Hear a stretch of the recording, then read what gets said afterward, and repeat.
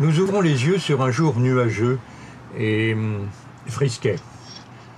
Des raclements inquiétants provenant du ventre du mystique se font entendre, signalant la présence du technicien appelé à la rescousse pour réparer ce chauffage paresseux. Notre sauveur a complètement disparu sur le côté gauche du moteur, là où je n'aurais jamais cru qu'il soit possible d'aller.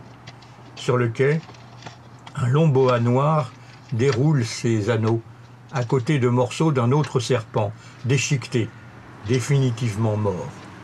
En fin de matinée, comme prévu, il nous annonce que c'est terminé. Nous poussons un soupir de soulagement virtuel, mais conservons cependant le petit radiateur qu'il nous a laissé lors de son diagnostic d'hier.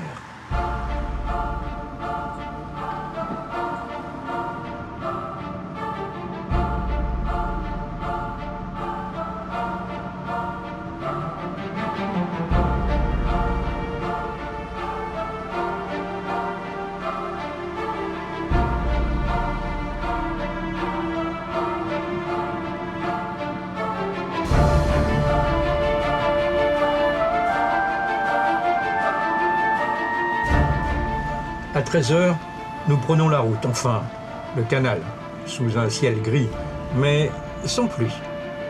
À la sortie du port Saint-Georges, le pont Bazin se lève très vite sur ses gros vérins bien huilés et nous libère le passage.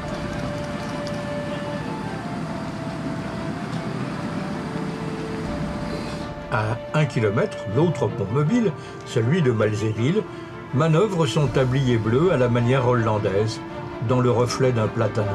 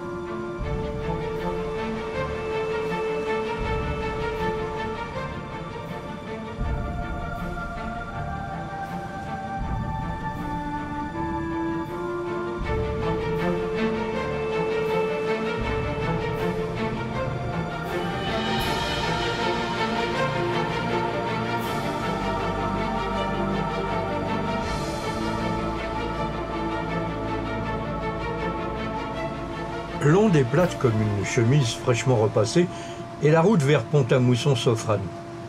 Nous glissons dessus, passons Champignol et sa petite halte tranquille et nous voici bientôt à l'écluse de Jonction. Elle est très haute et débouche sur la Moselle, enfin, presque.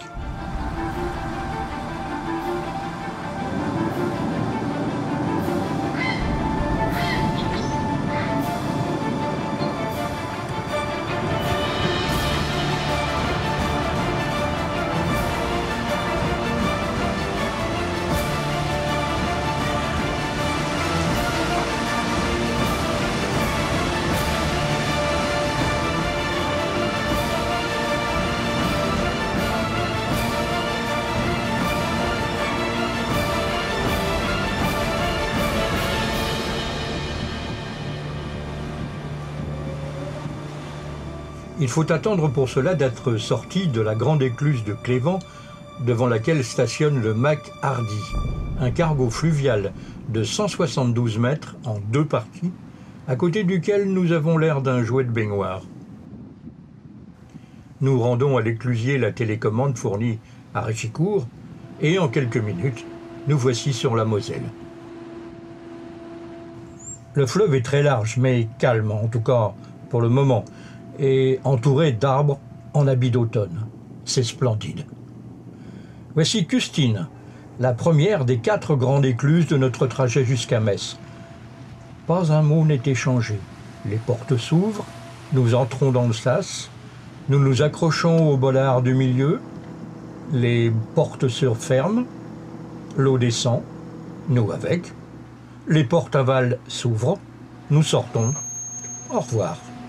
Efficace mais déshumanisé. Nous faisons signe, sans vraiment attendre de réponse, aux invisibles qui nous regardent probablement depuis là-haut dans la cabine, et nous continuons notre route. De temps en temps, on regrette de ne pas avoir la VHF.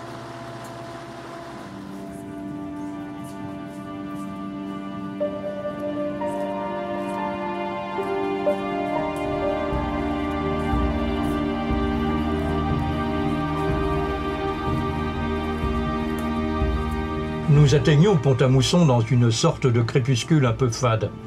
Sur le ciel nuageux se détachent les tours de l'église Saint-Martin et le double clocher de l'abbaye des Prémontrés. Sur la droite s'ouvre le port de plaisance Michel Roth, calme et jolie parenthèse à mi-chemin de notre trajet. Nous nous y amarrons face à un magnifique Super Van Craft blanc et bois verni qui doit faire des envieux. Pont-à-Mousson est très riche en découvertes et une journée entière pour en voir la plupart n'est pas de trop. La visite à l'église gothique Saint-Martin s'impose à quelques centaines de mètres du port en passant par de jolis jardins. Une statuaire extérieure magnifique et des trésors intérieurs que vous retrouverez dans le focus, et à côté de l'église, l'université de 1572, la plus ancienne de Lorraine. Au bout de la rue, la célèbre abbaye des Prémontrés, elle aussi, mérite une longue visite.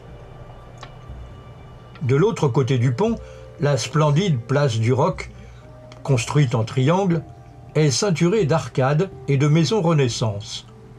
Son centre est occupé par une fontaine élégante à 2 lanternes.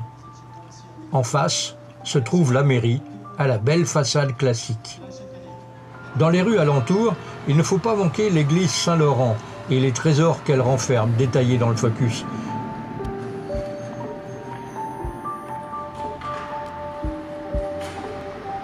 Et de l'autre côté de la place, le musée au fil du papier et son étonnante collection de meubles en papier mâché.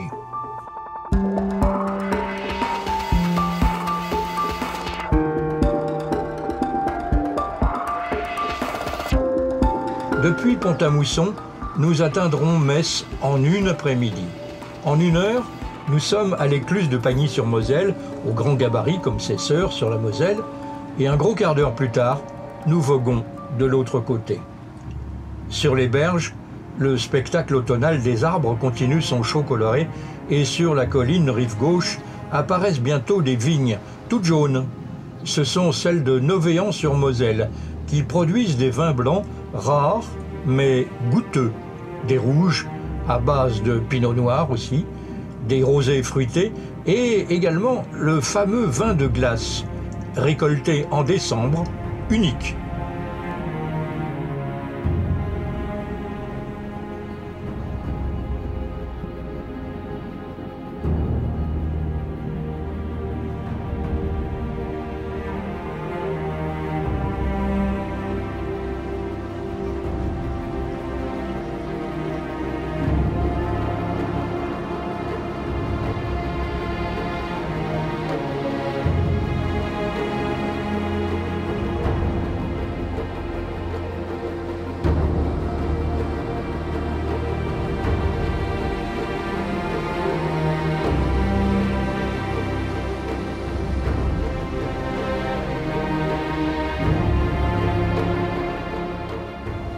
L'arrivée au port de plaisance de Metz est l'une des plus délicieuses qui soit.